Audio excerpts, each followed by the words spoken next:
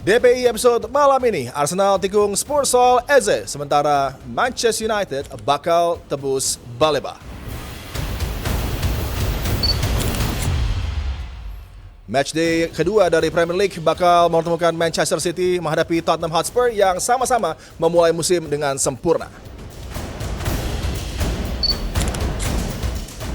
Dari Timnas Indonesia, Patrick Kluivert umumkan nama-nama untuk bela Panji Merah Putih. Mari kita analisa di DPI malam ini.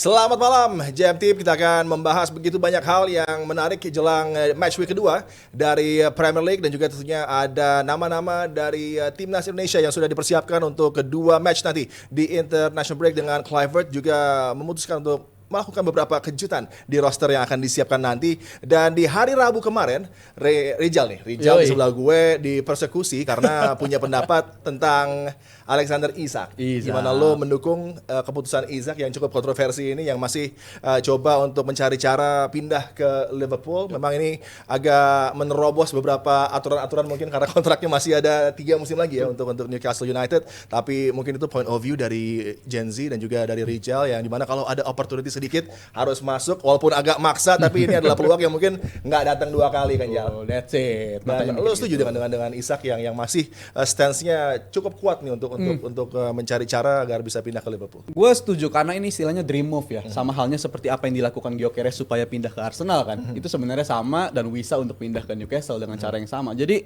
ini bukan barang baru, rasanya nggak perlu lah bilang Liverpool ini begini begitu. Rasanya ini udah barang yang udah kerap terjadi kok. Dan kita nggak boleh ngalangin Isak untuk pindah. Ini bukan hal baru, Jal. Dan tapi di hari ini lo punya 2 mungkin pendapat yang lebih senior, yang mungkin juga wise ya, betul. Mungkin juga umurnya hampir sama orang tua lo. Jelas ya. Ada Sabto dan Harpa yang akan coba mengganggu juga stance lo tentang Alexander Isak. Halo, selamat malam untuk kalian berdua. Dan halo Bro Adiani. Ini menjadi perbincangan menarik nanti tentang bagaimana kelanjutan dari saga Eberechi Eze, dari Alexander Isak, dan juga tentunya korbannya adalah Tottenham yang lagi-lagi di ghosting. Sebelumnya Gibbs White, sekarang Eberechi Eze. Dan kita juga akan bahas bagaimana di weekend ini ada pertandingan menarik di match week kedua Premier League, di mana mempertemukan 2 tim yang di match week pertama tampil begitu mengesankan. Dan kita akan melihat persaingan yang tentunya akan sangat panas tersaji dalam satu area, di mana Mo Kudus yang begitu mempesona akan bertemu dengan Ait Nuri, yang juga bagi Pep Guardiola Man City di laga yang tricky di Molineux tampil sebagai bintang, walaupun ada tekanan juga dari supporter tuan rumah. Tapi uniknya dia tidak mendapatkan bu 1 kali pun dari para supporter Wolverhampton, dengan respect mereka. Dan ini Rijal akan coba gambar-gambar dan juga akan lebih mendeskripsikan dengan detail bagaimana perjuangan dan persaingan yang akan terjadi antara Kudus dengan Ait Nuri.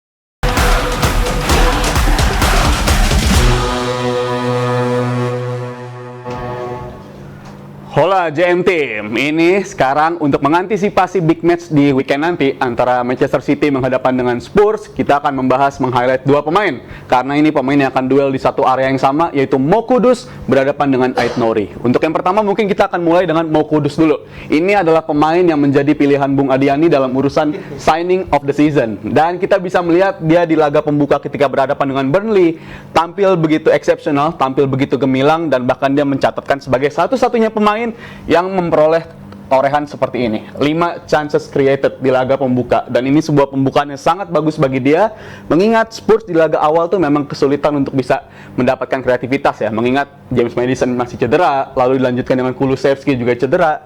Dan ini memberikan angin segar banget dengan kehadiran Mo Kudus, pemain yang gak gampang hilang bola, pemain yang juga rajin melakukan duel-duel, dan terbukti 5 duel dia melakukan kemenangan.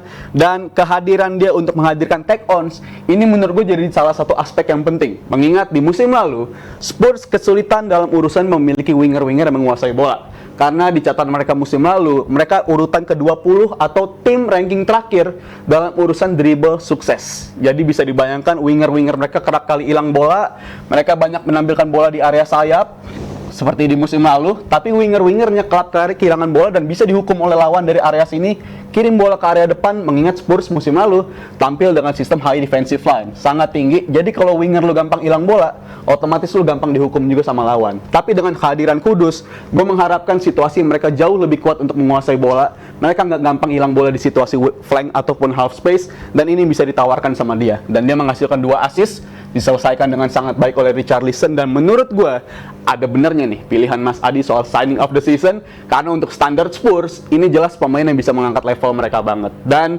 kalau dikatakan, tapi kan musim lalu dia underperform bang, tapi di musim lalu bersama West Ham, gue rasa siapapun yang tampil untuk West Ham di musim lalu akan flop lah, karena mereka pergantian pelatih di tengah-tengah, dan Mo Kudus ditampilkan bukan di posisi terbaik dia, karena di musim lalu dia banyak tampil di area kiri, sedangkan kemampuan terbaik dia muncul ketika ditampilkan di area seperti ini, di area kanan maupun ke area tengah. Dan itulah yang membedakan Kudus di musim pertamanya dan juga di musim keduanya bersama West Ham. Jadi ini adalah pembelian yang sangat bagus untuk Spurs, dan gua rasa ini pemain yang bisa banyak berkontribusi untuk mereka, terlebih Spurs musim ini akan tampil di Champions League. Gua rasa dari Kudus cukup itu aja dulu. Ini pemain yang bakal penting banget bagi mereka, dan kita akan beranjak ke pemain selanjutnya, yaitu yang dimiliki oleh Manchester City ya, yaitu ada Ryan Ait-Nouri, pemain yang bisa dikatakan musim lalu salah satu left back paling perform juga ya dibandingkan dengan left back lain, dan kita bisa melihat distance cover yang dia tawarkan dan bagaimana dia memenangkan bola-bola area tackle seperti ini. Total ada 6 kali, dan dia mencatatkan sebagai back dengan catatan tackle terbanyak di laga pembuka, dan menurut gue ini sebuah improvement yang sangat luar biasa dan sekaligus menawarkan tantangan juga, karena seingat gue ini total udah 3 musim berlalu Pep Guardiola tanpa bermain dengan sistem back seperti ini ya, khususnya back kiri. Karena terakhir tipe back yang memiliki seperti sistem kreativitas seperti Ait-Nouri adalah Joao Cancelo. Itu udah 3 musim lalu, dan dia mencatatkan 2 gol serta 7 assist di musim terakhirnya. Dan Ryan Ait-Nouri menurut gue bisa menawarkan seperti itu lagi, mengingat di musim lalu dia adalah back kiri dengan catatan produktivitas tertinggi dibandingkan back-back lain, di atas Anthony Robinson, di atas Trent Alexander-Arnold, dan juga di atas Pedro Porro, dengan torehan 4 gol serta 7 assist. Total 11 gol kontribusi. Jadi menurut gue, dengan kembalinya sistem Pep Guardiola yang meninggalkan sistem yang biasanya mainin Gvardiol atau Ake di bek kiri untuk bisa menawarkan keseimbangan di balance di lini belakang, mereka jauh lebih berani di musim ini dengan menampilkan back yang lebih berani tampil menyerang dan memiliki kreativitas. Dan ini dia begitu dominan di area kiri, dan menurut gue ini bisa jadi ancaman dan mengapa City akhirnya bisa kembali ke kandidat menjadi juara lagi di musim ini. Gue rasa cukup 2 itu aja. Mungkin nanti ada sanggahan dari Bung Adiani atau dari senior-senior yang ini nantinya pastinya. So, dari gue cukup sekian pembahasan soal Mo Kudus berhadapan dengan Ryan Ait-Nouri, dan kita akan bahas di DPI selanjutnya.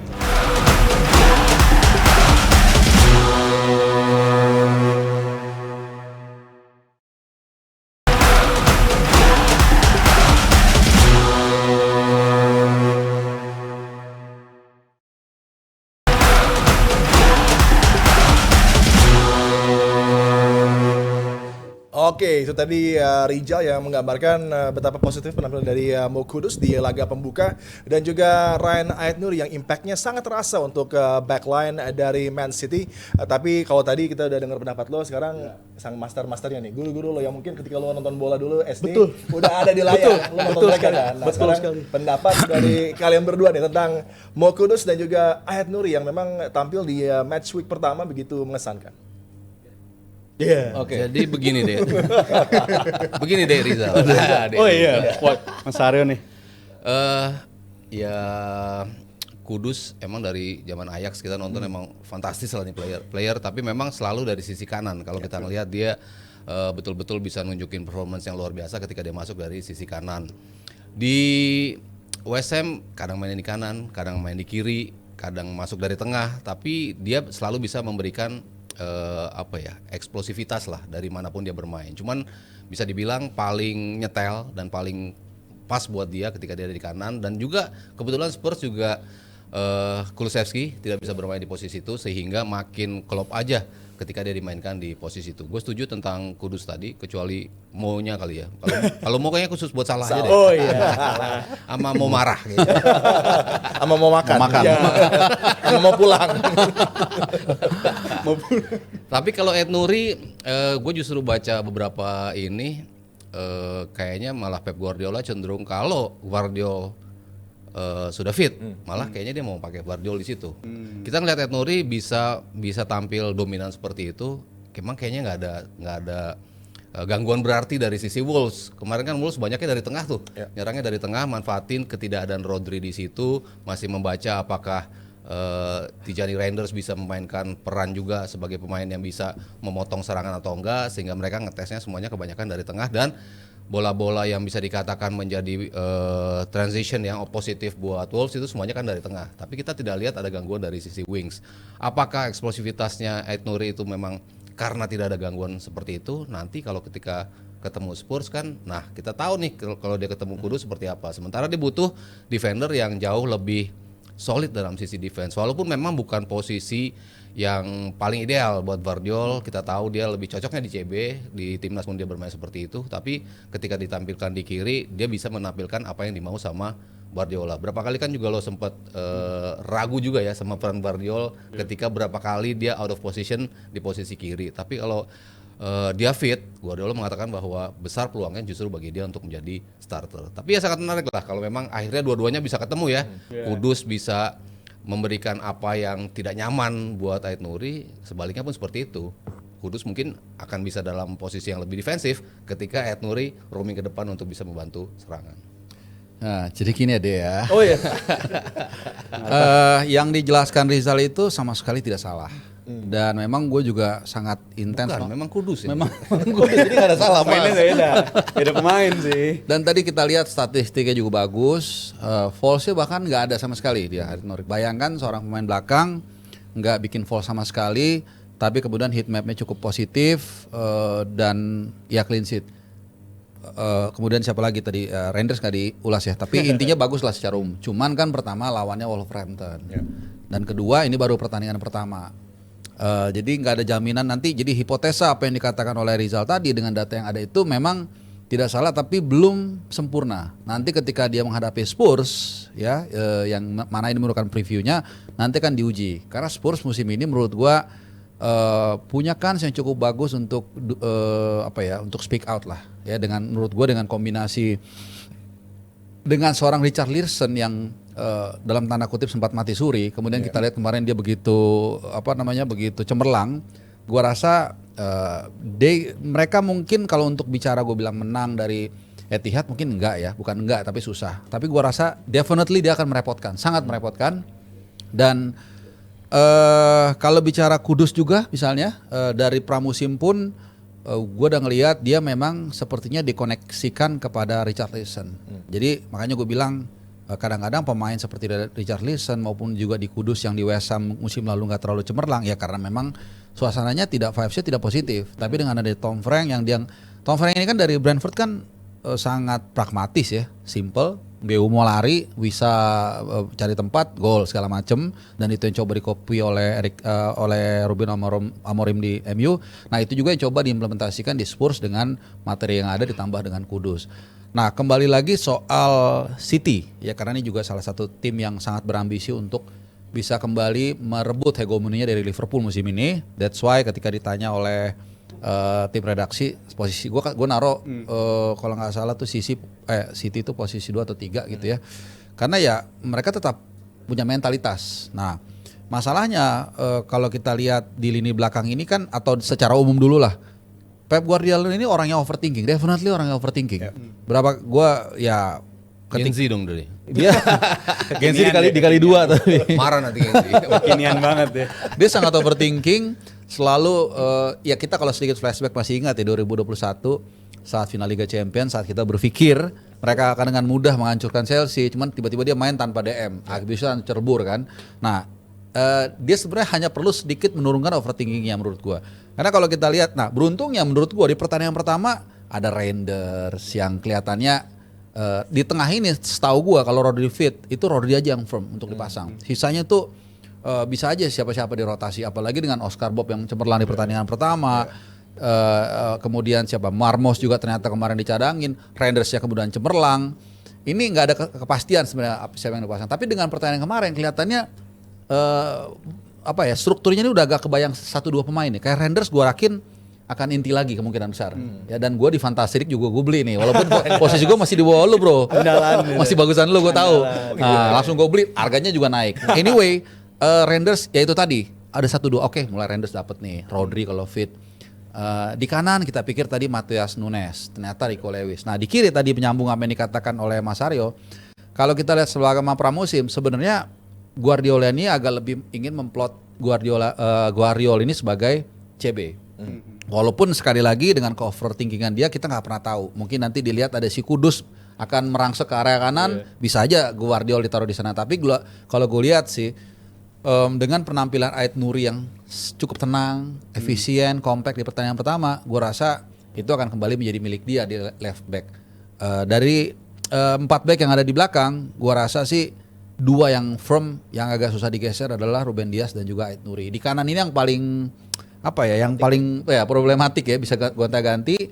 Dan satu lagi gue juga jujur agak terkejut Trafford yang jadi penjaga gawang. Jujur gue terkejut ya, meskipun memang ada isu terakhir siapa namanya tuh Ederson akan segera ke Turki kan, ke tapi dia nggak fit juga kan. Ya, lagi belum bisa main juga. Iya, dan whatsoever tiba-tiba si Trafford kan, which is ya itu tadi selalu gue bilang ketika kita menganalisa memang ada 10 sampai mungkin 20% bahkan lebih yang kita nggak tahu nih ya di ruang ganti itu seperti apa. Ya, Pep dengan kepercayaan kepada James Trafford sangat-sangat luar biasa. Tapi uniknya juga masih ada di market untuk bisa mencari satu lagi penjaga gawang. Sepertinya Donnarumma juga diincar. Ini 2 tim Manchester coba untuk mendapatkan autograf dari Gigio Donnarumma, padahal James Trafford yang dikatakan oleh Harpa juga tampil oke, dan ini adalah profil dari penjaga gawang yang disukai oleh Pep yang bisa bermain dengan kedua kakinya juga dan piawai untuk distribusi. Dan kalau kita lihat Thomas Frank dan juga Tottenhamnya, sepertinya memang ada yang dia bawa dari Brentford. Bagaimana sekarang agak lebih terkendali penampilan dari Tottenham, nggak lagi dengan hanya satu dimensi, tapi juga menggunakan set play, kemudian juga bagaimana long ball juga menjadi alternatif, dan sepertinya ada struktur yang sudah nyaman dimainkan oleh para pemain. Dan lo melihat di Sabtu dengan Mo Kudus yang sepertinya menjalankan peran dari Mbumo di tim sebelumnya, sepertinya juga begitu excel, dan kemudian bagaimana para pemainnya juga begitu menerima apa yang ditawarkan oleh Thomas Frank, yang mungkin juga dari segi kemampuan dia coaching mungkin agak lebih unggul dari Ange Postecoglou. Dan bagaimana fleksibilitas lapangan tengah ini, dengan sebelumnya menghadapi PSG ada Joao Palhinha, tapi kemarin yang main Bergvall juga outcome-nya juga begitu positif untuk Tottenham. Iya, ketika di Desember mereka dihancurkan Liverpool ya 6-3 kalau nggak salah ya dengan skor itu. Dan Ainge mengatakan bahwa ya gini cara main gua, ya lo harus ikut dengan cara main gua gitu. Gua akan bermain dengan high defense line tetap seperti ini, kita bisa membuat gol, tapi seolah-olah tidak memperhatikan ketika lo di counter lo menjadi apa tim lo gitu kan. Sementara Thomas Frank tuh jauh berkebalikan dari dia gitu ya. Walaupun kita melihat dari sisi build up-nya cukup rapi, lalu dari sisi bola ke depannya juga kadang-kadang high defense line juga mereka bermain gitu. Cuman kan mereka tetap adaptif ketika lawan tim yang punya transition bagus, mereka juga tetap melihat kapan gue harus betul-betul frontal ada di garis tengah apa enggak, gue harus jaga kedalaman atau enggak, itu yang dia coba praktekkan di Spurs. Dan sejauh ini para pemain bisa mengikuti gitu dengan komposisi start 4-3-3, tapi ketika diserang lo berbalik menjadi ada 5 back di belakang, itu nunjukin kualitas lo berani mengubah something yang selama 2 tahun menjadi kebiasaan dari Spurs. Walaupun kalau dari sisi offense, gue sangat memuji apa yang dilakukan oleh Postecoglou gitu kan, dengan begitu fluidnya lini belakang, tuck in 2 wingbacknya, tengahnya jadi rapet, lalu depannya begitu kenceng. Mungkin dari sisi itunya tidak seradikal timnya Postecoglou gitu, tapi paling nggak dia lebih rapi lah dalam melakukan offense. Melawan City kayaknya dia akan lebih berpikir lagi nih untuk gimana caranya gua bisa membuat tim ini stabil. Gimana ketika tim gua maju, transitionnya siapa yang akan berada di belakang, siapa yang akan bisa menahan serangan pertama. Palhinha menjadi salah satu opsi yang menurut gua wajib ada sih di lini tengah ya. Ketika kita tahu gimana mobility dia, bahkan jauh sebelum dia ke Munchen justru tampil luar biasa ketika bersama Fulham gitu ya. Ini gue rasa dia akan tetap dimainkan sebagai pemain yang bisa menyaring serangan-serangan terutama dari tengah yang kemarin banyak muncul juga dari City. Mereka banyak create chance dari sayap tapi yang begitu mematikan justru serangan-serangan yang menusuk dari tengah. Ini yang kayaknya akan coba diwaspadai oleh Thomas Frank dan gue rasa para pemainnya cepat kok adaptasinya. Serangannya seperti apa, siapa yang di depan tampil dengan begitu eksplosif gitu, tapi ketika by the time mereka harus bantu bertahan banyak juga yang ikut mundur juga. Jadi gue rasa keseimbangan ini yang coba dikompromikan oleh Thomas Frank dan bisa diadaptasi langsung oleh para pemainnya. Ya, dan bagaimana excel juga para penampil di backline-nya. Pedro Porro, Cuti Romero tampil bagus, Mickey van de Ven. Harpa mungkin sedikit prediksi tentang jalannya pertandingan nanti City dengan Spurs. Kedua tim yang sudah tampil baik di match week pertama harus ketemu untuk memperebutkan 3 poin. Apakah akan ada keunggulan dari segi bagaimana Pep mempersiapkan timnya di home untuk bisa meraih kemenangan? Apalagi tadi Reinders sudah tampil dengan begitu luar biasa dengan goal involvement yang dia tampilkan di match pembuka di Molineux. Ya, pertama gue mau bilang ini pertandingan yang menurut gue seru. Gue senang lihat dua tim ini bermain sebelum nanti ke prediksi ya. Terus kedua, gue mau bilang mungkin untuk pertama kalinya dalam waktu sekian puluh tahun gue melihat manajemen Spurs melakukan keputusan yang berani, gambling, tapi menurut gue benar dengan memecat Ange Postecoglou dan menunjuk Tom Frank gitu. Nah, untuk pertandingan besok, gue konsisten tadi di awal mengatakan ini pertandingan yang akan berat buat City. Tapi kalau kita lihat secara mentality, kemudian juga secara materi, memang nggak bisa bohong. City lebih banyak, lebih unggul. Mereka juga punya kedalaman selain juga tuan rumah. Jadi dan dengan gaya bermain yang terbuka, gue rasa sih ini bakal banyak gol dan kemenangan mungkin akan milik City. Gitu. Mungkin ya kalau mau bilang skor mungkin 2-1 3-2 lah.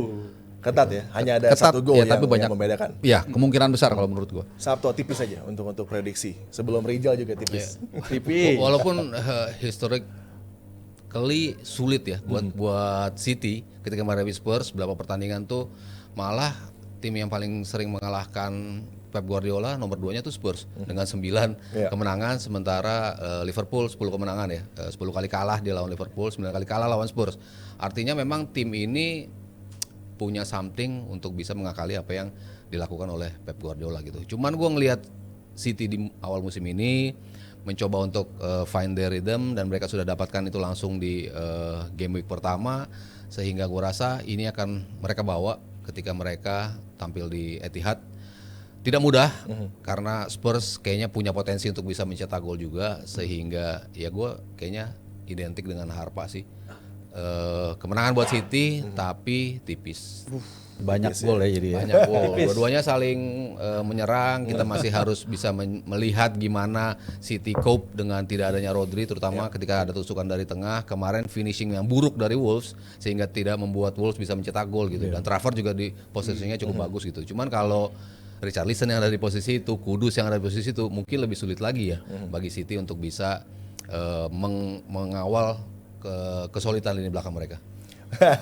Tipisnya 3 menit tadi ya, tipis-tipis 3 menit. Sekarang Rijal lebih tipis, lebih kurang dari 3 menit. Kurang dari 3 menit. Apalagi Tottenham yang udah nggak ada Son Heung-min, kemudian juga City nggak ada Kevin De Bruyne, tapi kita lihat di match pertama nggak ada impact yang lebih yang terjadi dengan hilangnya 2 megastar ini kan. Gue nggak akan kaget kalau seandainya besok bisa upset Spurs menang dari City, karena mentalitas mereka kan setiap kali ada pergantian pelatih tuh manajer bounce-nya bagus. 3 game pertama Santo 3 kemenangan, 3 game pertama Mourinho 3 kemenangan. Begitu pula dengan Ange Postecoglou unbeaten sampai November. Jadi kayaknya Spurs kalau setiap momen begini bisa peluang untuk menyulitkan. Tapi lawannya Pep yang sekarang dalam keadaan terluka gitu kan. Dan dia biasanya selalu memenangkan lagi trofinya. Respon. Tapi 4 tahun terakhir ketika di Etihad, musim lalu Spurs menang 4-0 lawan City, musim sebelumnya juga hujan gol 3 sama, musim sebelumnya City menang 4-2, di musim sebelumnya lagi Spurs menang 3-2. Jadi dalam 4 tahun terakhir City hanya menang 1 kali ketika tampil di Etihad berhadapan dengan Spurs. Dan menurut gue Spurs ini punya mentalitas ketika pergantian pelatih yang oke, dan di pertandingan besok gue rasa bisa lah Spurs menyulitkan City di pertandingan awal nih. Iya, itu dia Rijal yang berbeda pendapat dengan 2 seniornya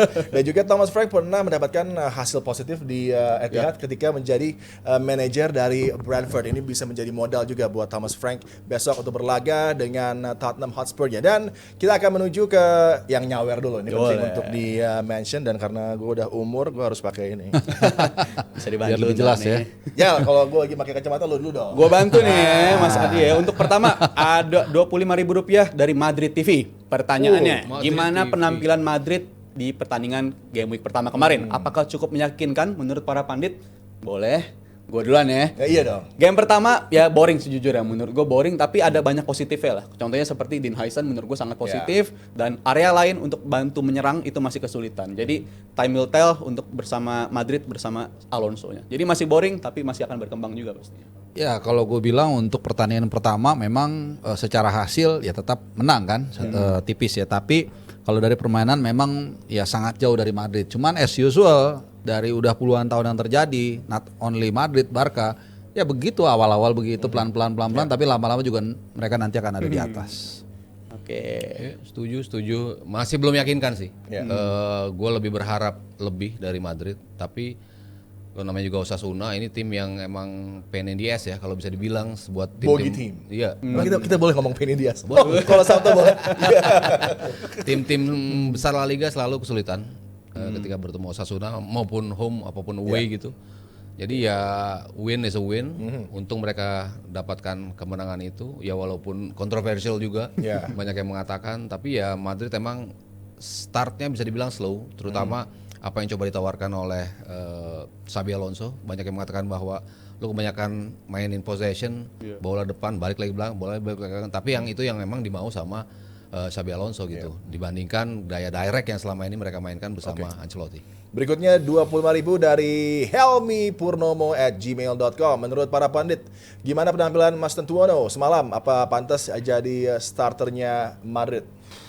Jauh lah ya, kalau untuk starter masih belum. Emang dia mengesankan di pertandingan pertama, tapi untuk bermain di posisi tersebut gue rasa butuh banyak penyesuaian. Apalagi bukan soal dari dirinya doang, tapi gimana dia bisa mengeluarkan penampilan terbaik dari orang-orang di sekitarnya. Karena itu masih jadi PR banget di partai pembuka menurut gue. Ya selama nggak ada Rodrigo, sementara masih Brahim Diaz yang main, ya gue rasa dia have a chance ya untuk bisa tampil di posisi itu. Karena kan emang Madrid masih mencari pemain yang betul-betul bisa nyetel untuk bisa tampil solid bersama dengan Mbappe dan juga Vini. Apa ya? Cross position mungkin Toni Kroos yang hilang, belum ada penggantian tepat. Mas Tantuano belum lah. punya Ya mungkin ke arah sana bisa ya. Skill set yang mungkin mumpuni karena dia juga bagus dengan both feet dan juga punya range passingnya oke. Iya kalau kita lihat mungkin atribut itu ada di sana, tapi kan ibaratnya seperti pisau kan belum biasa ya. Dan itu kembali lagi nanti ke vibes yang ada di klub. Artinya apakah Xabi Alonso juga sabar menunggu dia untuk sampai matang, tapi kalau sejauh ini sih gue rasa masih harus sabar dulu ya. Nanti sooner or later kalau dia memang ya kadang-kadang butuh keberuntungan juga, mungkin ada yang cedera atau memang nanti dia akan lebih banyak minute play, gue rasa dia bisa akan mengisi posisi itu. Oke, berikutnya ada Budi. Lebih meyakinkan mana game play Barcelona atau Real Madrid di match day pertama ini, Jal? Nggak ada yang lebih meyakinkan sih ya. Madrid menang 1-0 memang masih belum meyakinkan, dan Barca gue rasa berat untuk bisa menentukan standar suatu tim apabila menangnya lawan 9 orang. Jadi gue rasa di game week pertama belum bisa ditentukan siapa yang lebih baik, dan ini tim yang masih akan berkembang. Tapi kalau Barcelona dari segi penyerangan masih Barcelona yang sama kayak musim lalu. Jadi itu positifnya buat Barca. Kalau untuk Madrid masih banyak penyesuaian, tapi mainnya gue udah suka sih. Iya, gue rasa walaupun Barca nggak menghadapi lawan yang sama ya secara jumlah ya, tapi tetap aja dengan jumlah torehan gol yang lebih banyak, gue rasa ini salah satu indikasi. Tapi benar kalau harus kita take a side untuk melihat mana yang lebih bagus, gue rasa terlalu dini untuk menilai itu. Sama-sama belum bagus. Jelas sih itu ya. Iya. Belum memuaskan ya, karena Belum ya memuaskan. biasa match week pertama masih ada penyesuaian juga. Tapi ya tetap menang 3 poin. Pelatih barunya Xabi Alonso dan Real Madrid, dan para penggemarnya tenang aja karena Xabi kita sudah tahu kualitasnya, dia paham betul apa yang dibutuhkan oleh Real Madrid untuk bisa di musim ini tampil menantang untuk bisa mencegah Barcelona menjadi juara lagi. Jadi sabar, dan ini mesti menjadi proses di mana sang pelatih masih juga coba mengerti apa yang bisa ditawarkan para pemainnya.